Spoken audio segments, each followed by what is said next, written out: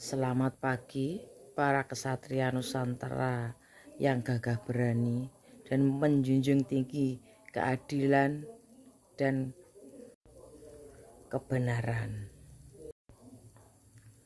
Para kesatria Jawa yang tercerahkan dan bisa menggunakan karunia Tuhan dengan memakai akal, hati, dan pikirannya. Istilahnya kalau orang sekarang itu melihat kenyataannya real, diakui atau tidak, negeri kita Nusantara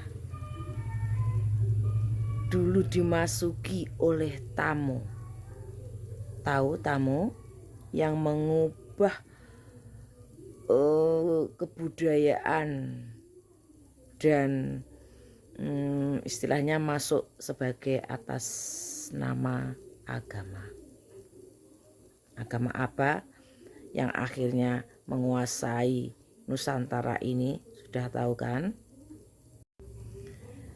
Kebaikan dan keluhuran Sang Semar yang memperbolehkan agama apapun boleh masuk ke Nusantara ini selama membawa kebaikan, keluhuran, kemuliaan tanpa merusak jati diri atau adat negeri Nusantara ini, dipersilahkan.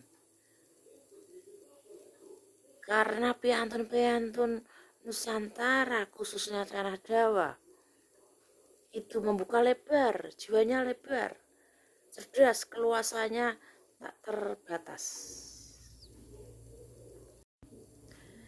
Diibaratkan Nusantara ini ibu kotanya adalah tanah Jawa. Dan dengan ramah menyambut tamu yang masuk ke Nusantara ini, mempercayai menganggap tamu adalah raja.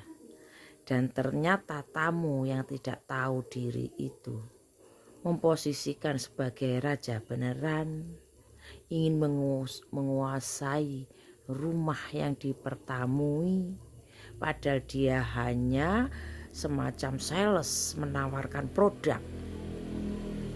Tapi setelah produknya dibeli, dia ingin menukarnya dengan rumah sang pembeli. Adat budaya semuanya dikuasai. Menjajah tidak kelihatan. Itulah mereka. Sehingga diturun-temurun leluhur mereka yang bercokol di sini dan menguasai pribumi. Pribumi yang orangnya lugu, diberi ilusi, dijebak untuk kemudian dicuci otak bahwa pemilik sebenarnya tanah Jawa atau Nusantara adalah milik mereka, karena dia memposisikan sebagai raja, dan raja itu menganggap kita rakyatnya yang harus manut, dan intinya mengambil alih dengan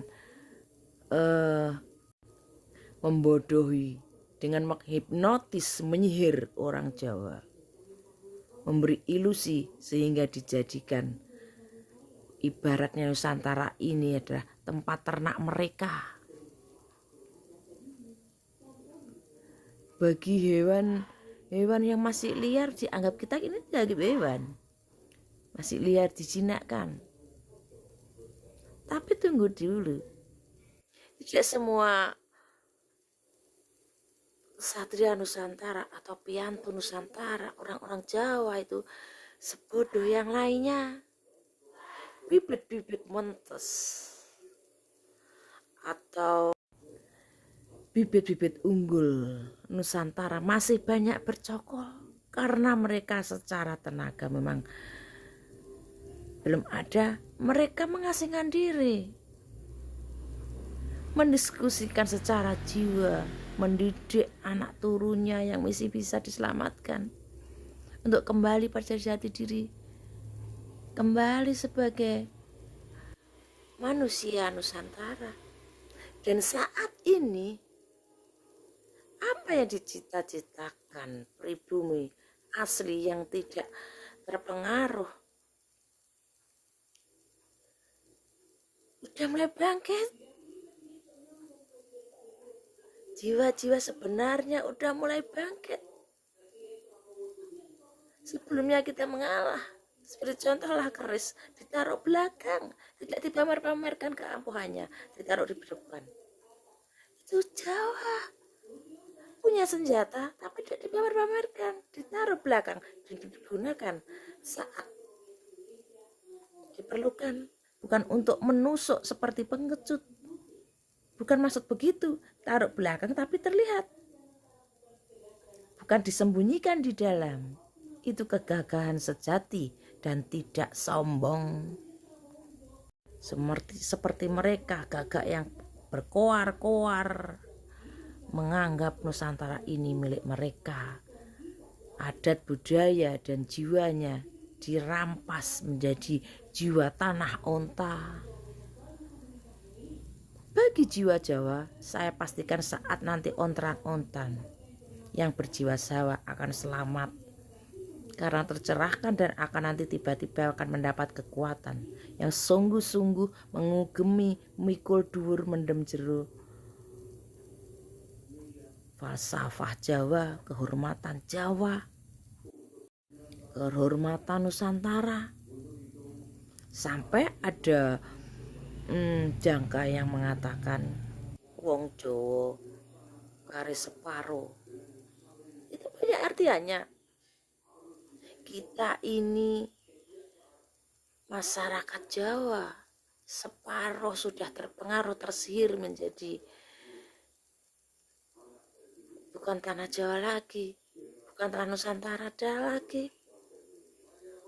menjadi tanah antek-antek kadrun. Tinggal separuh, yang separuh selamat secara batin, menyelamatkan adat budaya sendiri. Jawa, Londo, Cino, kari sakjodo. Kalau orang Jawa pada umumnya, menurut saya pahami, saya aslinya orang Jawa Tengah yang tinggal di Jawa Timur. Kalau orang Jawa Tengah itu lek anake nggak mudeng, ancene londo, begitu bilangnya. Jadi intinya bisa juga berartian Cino londo kari sakjodo itu adalah orang yang nggak mudeng, yang londonya. Sedangkan Cino di masyarakat kami, kalau ada orang pelit medit itu bilang ancene Cino. Cino kenapa Cino? Cino adalah kaum pedagang di tanah negeri kita, penuh perhitungan keuntung ruginya. Cino seperti itu, hanya mau untung dan pelit. Istilahkan maaf pangapunten silite kuning, semacam itu Cino. Tidak salah masing-masing, tapi yang terkenal pelit itu adalah Cino londo kali sakjodo. Sakjodo itu satu turunan, seperti suami istri gitu, satu turunan. Bukan berarti tinggal loro gitu, bukan. Kembali ke asal maksudnya sakjodo. Kesejatiannya masing-masing. Mereka diterima di tanah Jawa karena orang Cina tidak menjajah. Yang menjajah itu nggak mudeng, yaitu londo. Sampai di sini paham yang saya maksudkan? Maka dari itu sederek, monggo yang masih bisa diselamatkan dari jiwa-jiwa Jawa, orang-orang pribumi asli yang masih mau kembali ke jati diri, mengembalikan jati diri, monggo, masih belum terlambat sebelum kita termasuk separuh yang dimusnahkan. Nggih, mangaten.